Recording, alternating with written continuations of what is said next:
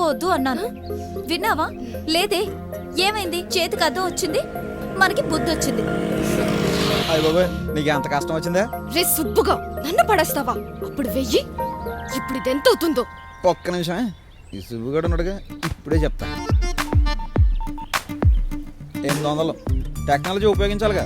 టెక్నాలజీని కాదు, నేను నిన్ను ఉపయోగిస్తాను. జేబులో డబ్బులు ఎంతనైతే జేబులో ఉన్నాయి, తీసుకో.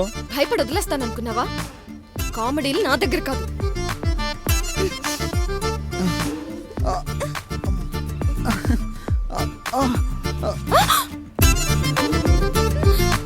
ఈ సుబ్బుగాడితో పెట్టుకోకు, షాక్ ఇచ్చానంటే షేక్ అయిపోతావు.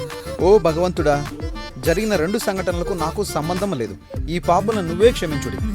ఏ తింగరబుచ్చి, దాన్ని కాదు నిన్ను.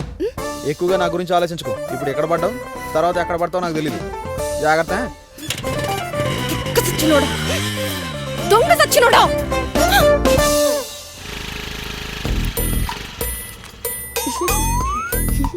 రే, ఎందుకు నవ్వుతున్నావు? ఏం లేదక్క, దేవుడిచ్చినక్కవు కదా, అందుకే నవ్వుతున్నా. అందరికి లోకువైపోయాను రా. దీనంతటికి కారణం ఆ సుబ్బుగాడు. సర్లే, ఇప్పుడు ఆ దేవుడి కోసం ఎందుకులే గాని, ఈ రోజు ప్రాబ్లం ఏంటి? వాడు దేవుడేంట్రా? బ్రహ్మ రాక్షసుడు. మ్యాటర్ అర్జెంట్ అని అర్థమైంది. మిర్రర్ కి 1500 రూపాయలు అవుతుంది. 1500? ఓరి పిల్ల పిశాచి, నోటు మీద గాంధీ తాత నన్నే చూసి నవ్వుతున్నట్టుందిరా. కొంచెం తగ్గించుకోరా ప్లీజ్. నిన్నే నమ్ముకున్నాను అక్క, ఇలా మాట్లాడితే ఎలా? ఇన్ని తెలివితేటలు అవసరం ఏంట్రా నీకు? సర్లే, మనం ఒక ఫ్యామిలీలా ఫీల్ అవుతున్నా. 1000 చాలు, ఇచ్చెళ్ళు. అక్క, మీ ఫ్రెండ్ ని కొంచెం మంచి డ్రెస్లు వేసుకురమ్మన్నక్క. పొట్టి నా కొడుక, పొడి చేస్తాను రోయ్. పిల్లలు జోక్ చేస్తే నవ్వుకోవాలి, సీరియస్ గా తీసుకోకూడదు. మల్లేషన్న, వీడితో జాగ్రత్త. కొత్త రకం బళ్ళని చెప్పి ఇంజన్ లేని బళ్ళని కూడా అమ్మేస్తాడు. నాకు అలవాటే, మీరు వెళ్ళండి, నేను చూసుకుంటాను. వెళ్ళండి అమ్మా. ప్రశాంతంగా ఉన్న నా జీవితంలోకి ఎంతవ తుఫాన్లో వచ్చాడే.